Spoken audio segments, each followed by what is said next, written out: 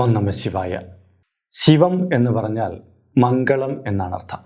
മംഗളസ്വരൂപനാണ് ശ്രീ പരമേശ്വരൻ. സൃഷ്ടി, സ്ഥിതി, സംഹാര തത്വങ്ങളിൽ സംഹാരത്തിൻ്റെ പ്രതീകമാണ് ഈ ഭഗവാൻ. ഈ പ്രപഞ്ചത്തിൻ്റെ നിലനിൽപ്പിൻ്റെ ആണിക്കല്ലും ഭഗവാൻ തന്നെയാണ്. ഭഗവാനെ പ്രാർത്ഥിക്കുന്നവർക്കെല്ലാം തന്നെ ഈശ്വര ചൈതന്യം ലഭ്യമാകുന്നതാണ്. ഉള്ളറിഞ്ഞ് പ്രാർത്ഥിക്കണം എന്നതേ ഉള്ളൂ. ഇങ്ങനെ മനസ്സറിഞ്ഞ് പ്രാർത്ഥിക്കുന്നവരുടെ കൂടെ സദാ ഭഗവാൻ ഉണ്ടാകും. ഒരു വീട്ടിൽ ഈശ്വരാധീനം വർദ്ധിക്കുന്നത് ഭഗവാൻ നാരായണൻ്റെയും ഭഗവാൻ ശിവശങ്കരൻ്റെയും ദേവിയുടെയും ശ്രീശക്തിയുടെയും ഗുണങ്ങൾ കൊണ്ടാണ്. ഏതെങ്കിലും ഒരു ചൈതന്യം വീട്ടിൽ പൂർണ്ണമായിട്ട് പരിലസിച്ചാൽ മതി, ആ വീട് എപ്പോഴും ഈശ്വരാധീന തുല്യമായിട്ട് കാണപ്പെടും. എങ്കിലും ശൈവ വൈഷ്ണവ ശാക്തേയങ്ങൾ ഒരു വീട്ടിൽ ഉണ്ടായിരുന്നാൽ അത്രയും ഉത്തമമെന്ന് പറയാം. നമ്മുടെ ഗൃഹത്തിൽ ശിവ സാന്നിധ്യം നന്നായിട്ടുണ്ടോ എന്ന് പലപ്പോഴും നമുക്കൊരു സംശയം വരാം. കാര്യം വീട്ടിൽ ചില പ്രയാസങ്ങളൊക്കെ അനുഭവപ്പെടുമ്പോൾ പലരും പറയും ഈ വീട്ടിൽ ഈശ്വരാധീനമില്ല. അങ്ങനെ ചിലപ്പോൾ ജ്യോതിഷനെ കാണുമ്പോൾ അദ്ദേഹവും പറഞ്ഞേക്കും ഈശ്വരാധീനം ഇല്ല എന്ന്. എന്നാൽ ചിലർക്ക് സ്വതവേ തന്നെ അറിയാം എൻ്റെ വീട്ടിൽ ഈശ്വരാധീനം നന്നായിട്ടുണ്ട്. കാര്യം അവർക്ക് ചില ലക്ഷണങ്ങൾ കാട്ടിക്കൊടുക്കാറുണ്ട് ഭഗവാൻ. ശിവശങ്കരൻ്റെ സാന്നിധ്യം ഒരു വീട്ടിലുണ്ടെങ്കിൽ നമ്മൾ ജ്യോതിഷൻ്റെ അടുത്ത് പോകാതെ തന്നെ നമുക്ക് മനസ്സിലാക്കാൻ പറ്റുന്ന 10 ലക്ഷണങ്ങളുണ്ട്. ആ ലക്ഷണങ്ങളെക്കുറിച്ചാണ് ഇന്നത്തെ വീഡിയോയിൽ പറയുന്നത്. ശിവഭക്തരെല്ലാം നിർബന്ധമായിട്ട് ഈ വീഡിയോ കണ്ടു കഴിഞ്ഞാൽ നിങ്ങളുടെ വീട്ടിലെ ശിവചൈതന്യത്തിൻ്റെ തോത് എത്രത്തോളമാണെന്ന് നിങ്ങൾക്ക് മനസ്സിലാക്കാൻ പറ്റും. ഇനി എന്തെങ്കിലും തരത്തിൽ കുറവുകളുണ്ടെങ്കിൽ നമുക്കത് വർദ്ധിപ്പിച്ച് കൊണ്ടുവരികയും ചെയ്യാം. അതിലൂടെ നമ്മുടെ കഷ്ടനഷ്ടങ്ങളെ മാറ്റിയെടുക്കാനും പറ്റും. അപ്പോൾ നമുക്ക് ആ ശിവ സാന്നിധ്യങ്ങൾ എന്തൊക്കെയാണെന്ന് നോക്കാം.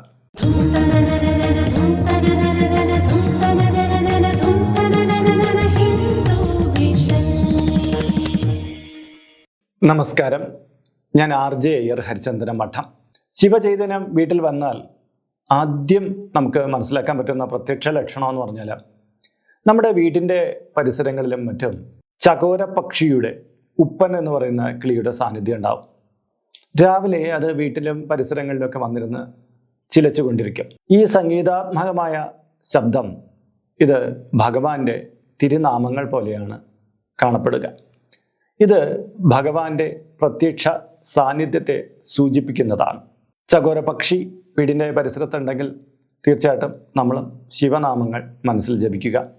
ഭഗവാന്റെ സാന്നിധ്യം വ്യക്തമാക്കുന്ന ഒന്നാണിത്. രണ്ടാമത്തെ കാര്യം, ഭസ്മത്തിന് മുട്ടില്ലാതെ വരിക എന്നുള്ളതാണ്. അതായത് ശിവഭക്തന്മാർ നെറ്റിയിൽ ധരിക്കാനും ദേഹത്ത് ധരിക്കാനൊക്കെ ഭസ്മം ഉപയോഗിക്കാറുണ്ട്. അങ്ങനെയാണ് അവർ കാണപ്പെടുക. പക്ഷേ നമ്മുടെ വീട്ടിൽ ഭസ്മം ഒരു ദിവസം അങ്ങ് മുട്ടായിപ്പോയി. നമ്മൾ നോക്കുമ്പോൾ ഭസ്മമൊന്നും ഇല്ല. എവിടെ പോയി നോക്കുമ്പോൾ അയ്യോ ഞാനത് കൊണ്ടുവച്ചിട്ടില്ല, മറന്നുപോയി എന്നൊക്കെ നമുക്ക് തോന്നുന്നു. ഒരു വീട്ടിൽ ഭസ്മത്തിന് മുട്ട് വരുന്നത് ശൈവഗുണം കുറഞ്ഞു നിൽക്കുന്ന സമയമായിരിക്കും. നമുക്ക് പലതും തോന്നും, നമ്മൾ അവിടെ നിന്നുള്ള പ്രസാദം കൊണ്ടുവച്ചില്ല, അല്ലെങ്കിൽ മേടിച്ചില്ല, ഭസ്മം മേടിച്ചില്ല എന്നൊക്കെ നമുക്ക് ഒഴിവ് കഴിവുകൾ പരമാവധി പറയാൻ പറ്റും. പക്ഷേ നമ്മുടെ വീട്ടിൽ ഭസ്മത്തിന് മുട്ട് വരുന്നു എന്ന് പറഞ്ഞാൽ ശൈവ ഗുണങ്ങൾ നമ്മുടെ വീട്ടിൽ നിന്ന് ഒഴിഞ്ഞു പോകുന്നു എന്നുള്ളതാണ്. പരമാവധി നമ്മുടെ വീട്ടിൽ എപ്പോഴും ഭസ്മം സൂക്ഷിക്കാൻ ശ്രമിക്കണം. ഭസ്മത്തിനൊരിക്കലും മുട്ട് വരരുത് എന്നുള്ളതാണ്. മൂന്നാമത്തെ കാര്യം, ഒരു ശിവപ്രതിമയോ ശിവചിത്രമോ നമുക്ക് സമ്മാനമായിട്ട് ലഭിക്കുന്നത്.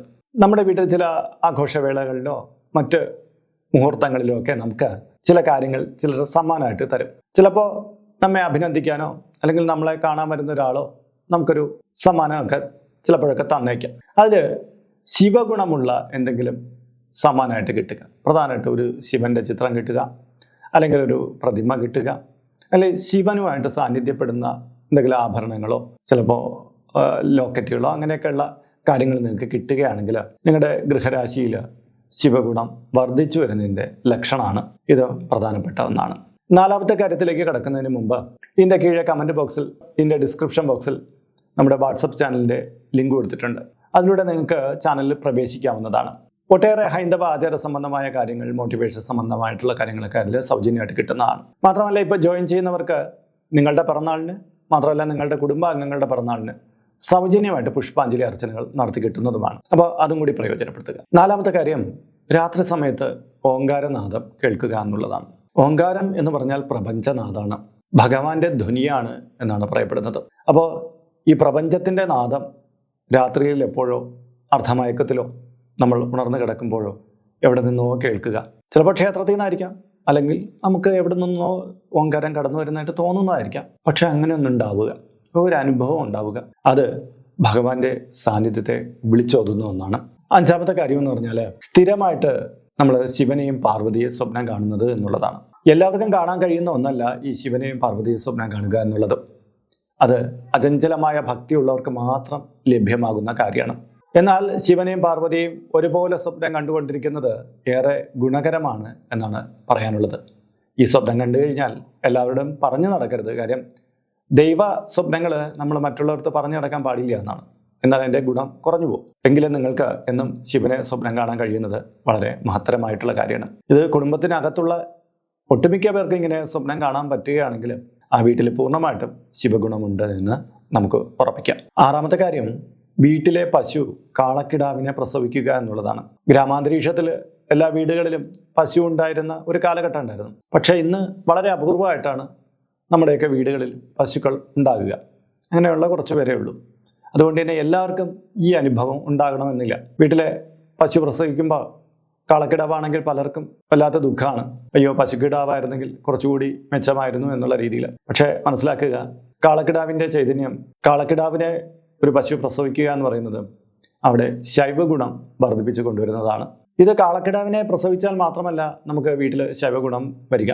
ഏതെങ്കിലും കാള നമ്മുടെ വീട്ടുമുറ്റത്ത് വന്നിരിക്കുക, കാളക്കുട്ടി എവിടെ നിന്നോ ഓടി നമ്മുടെ വീട്ടുമുറ്റത്ത് വരിക, ഇവയൊക്കെ നമ്മുടെ വീട്ടിലേക്ക് ശൈവഗുണം നിറഞ്ഞിരിക്കുന്നതിൻ്റെ ഒരു ലക്ഷണമാണ്. ഏഴാമത്തെ കാര്യം എന്ന് പറഞ്ഞാൽ കൂവളം തനിയെ മുളയ്ക്കുക എന്നുള്ളതാണ്. വീട്ടു പരിസരങ്ങളിലോ കൂവളം തനിയെ മുളച്ചു വരുന്നത് ഒരു ഭഗവത് സ്വരൂപത്തിന്റെ ലക്ഷണമാണ്. പലപ്പോഴും നമ്മൾ കൊണ്ട് നട്ടാൽ തന്നെ കൂവളം അങ്ങനെ മുളച്ച് വരാറില്ല. പക്ഷേ ഇത് തനിയെ വീട്ടിൻ്റെ പരിസരത്ത് മുളച്ചു വരികയാണ്. അങ്ങനെ തനിയെ കൂവളം ഏതെങ്കിലും ഒരു ഭാഗത്ത് മുളച്ചു വരുമ്പോൾ നമുക്കവിടെ ശുചിയല്ല എന്ന് തോന്നുകയാണെങ്കിൽ ആ കൂവളത്തെ നമ്മൾ അതിനെ മെല്ലെ ഇളക്കിയെടുത്ത് അതിരിനോട് ചേർന്ന ഭാഗത്ത് എവിടെയെങ്കിലും നട്ടുപിടിപ്പിക്കുക. എങ്കിലും കൂവളം മുളച്ചു വരുന്നത് ഏറെ പുണ്യകരമാണ്, ശൈവഗുണ സമ്പന്നമാണ് ഇവിടെ എന്ന് ഉറപ്പിക്കാം. എട്ടാമത്തെ കാര്യം എന്ന് പറഞ്ഞാൽ രുദ്രാക്ഷം ലഭിക്കുക എന്നുള്ളതാണ്. നമുക്ക് ഒരു വ്യക്തി രുദ്രാക്ഷ കായകൾ സമ്മാനിക്കുക, രുദ്രാക്ഷ മാല എവിടെന്നെങ്കിലും കൊണ്ടുവന്ന് തരിക, അതൊക്കെ നമുക്ക് നമ്മുടെ ഗൃഹരാശിയിൽ ശൈവഗുണം വർദ്ധിക്കുന്നതിൻ്റെ സാന്നിധ്യമാണ്. മാത്രമല്ല നമ്മൾ പൂജാമുറിയോ അല്ലെങ്കിൽ നമ്മുടെ വീടിൻ്റെ പരിസരമൊക്കെ ക്ലീൻ ആക്കിക്കൊണ്ടിരിക്കുമ്പോൾ നമുക്കൊരു രുദ്രാക്ഷക്കായ അവിചാരിതമായി കിട്ടുന്നു. ചിലപ്പോൾ നമ്മൾ കൊണ്ടുവച്ചതാകാം, അല്ലെങ്കിൽ അവിടെ ആരോ കൊണ്ടിട്ടതാകാം. എന്തായാലും ശൈവഗുണമാണ് അതിൻ്റെ സൂചന. നിങ്ങളുടെ വീടിൻ്റെ അന്തരീക്ഷത്തിൽ ഭഗവാന്റെ സാന്നിധ്യം പൂർണ്ണമായിട്ടുണ്ട് എന്നുള്ളൊരു ലക്ഷണം. ഒൻപതാമത്തെ കാര്യത്തിലേക്ക് കിടക്കുന്നതിന് മുമ്പ് ഇതിൻ്റെ കീഴെ കമൻറ്റ് ബോക്സിലും ഡിസ്ക്രിപ്ഷൻ ബോക്സിലും നിങ്ങളുടെ പേര്, നിങ്ങളുടെ വയസ്സ്, നിങ്ങളുടെ നക്ഷത്രം ഇവ രേഖപ്പെടുത്തുന്നതിനോടൊപ്പം ഓം നമഃ ശിവായ എന്നുകൂടി കൂട്ടിച്ചേർത്ത് കഴിഞ്ഞാൽ ഇവിടെ നടക്കുന്ന പൂജാ പ്രാർത്ഥനകളിൽ നിങ്ങളെ കൂടി ഉൾക്കൊള്ളിക്കുന്നതാണ്. 1 മാസത്തേക്കായിരിക്കും പ്രകാരം ചെയ്യുന്നത്. കൂടുതലായിട്ട് വേണമെന്നുള്ളവർ ഇനി തൊട്ട് ഇതിൽ അപ്ലോഡ് ചെയ്യുന്ന എല്ലാ വീഡിയോകളുടെ കീഴെ നിങ്ങളുടെ ഡീറ്റെയിൽസ് ഇങ്ങനെ കൊടുത്താൽ മതി. അതിനായിട്ട് നിങ്ങൾ ഈ ചാനൽ ഇതുവരെ സബ്സ്ക്രൈബ് ചെയ്തിട്ടില്ലെങ്കിൽ അതുകൂടി ചെയ്യുക. മാത്രമല്ല ഈ വീഡിയോ ഒന്ന് ലൈക്ക് കൂടി ചെയ്യുക. എങ്കിൽ മാത്രമായിരിക്കും പുതുതായിട്ട് അപ്ലോഡ് ചെയ്യുന്ന എല്ലാ വീഡിയോകളുടെയും റെക്കമെൻഡേഷനും നോട്ടിഫിക്കേഷനും നിങ്ങൾക്ക് ലഭ്യമാകുക. നിങ്ങൾക്ക് എങ്കിൽ മാത്രമേ ഈ സൗകര്യം പ്രയോജനപ്പെടുത്താൻ സാധിക്കുകയുള്ളൂ. 9ാമത്തെ കാര്യം, നാവിൻ തുമ്പിൽ എപ്പോഴും ഓം നമഃ ശിവായ മന്ത്രം കടന്നു വരിക. നമ്മൾ വീട്ടിൽ നിൽക്കുമ്പോൾ കാര്യങ്ങൾ സംസാരിച്ചുകൊണ്ടിരിക്കുമ്പോഴും നമ്മുടെ നാവിൻ തുമ്പിൽ ഇങ്ങനെ ഓം നമഃ ശിവായ മന്ത്രം ഇങ്ങനെ കടന്നു വരിക. നമ്മൾ ചിലപ്പം സാങ്കേതികമായിട്ടുള്ള മറ്റു കാര്യങ്ങൾ ചെയ്യുന്നതായിരിക്കാം, വേറെ എന്തെങ്കിലും തൊഴിലിൽ ഏർപ്പെട്ടുകൊണ്ടിരിക്കുകയായിരിക്കും. പക്ഷെ നമ്മുടെ ഉള്ളിൽ നിന്ന് ഓങ്കാരവും ഓം നമഃ ശിവായ എന്നുള്ള നാമവും വിട്ടുമാറുന്നില്ല. അതായത് നമ്മൾ പൂർണ്ണമായിട്ടും ഈശ്വര ചൈതന്യം ഉള്ള വ്യക്തിയായി മാറുന്നു. ഒപ്പം തന്നെ ആ വീടിൻ്റെ അന്തരീക്ഷവും ക്ഷേത്രസമ്പന്നമായ ഓങ്കാര സ്വരൂപമായിട്ടുള്ള ഭഗവത് ചൈതന്യം കൊണ്ട് നിറഞ്ഞതായിരിക്കുന്നു എന്നുള്ളതിൻ്റെ ഉദാഹരണമാണിത്. 10ാമത്തെ കാര്യം, പ്രദോഷ ദിവസത്തെ നാഗസാന്നിധ്യം എന്നുള്ളതാണ്. അതായത് പ്രദോഷ ദിവസം നമ്മുടെ വീട്ടിൻ്റെ പരിസരത്ത് നാഗത്തെ കാണുന്നതെന്ന് പറഞ്ഞാൽ ശൈവഗുണം ഉള്ളതുകൊണ്ട് കാണുന്നതാണ്.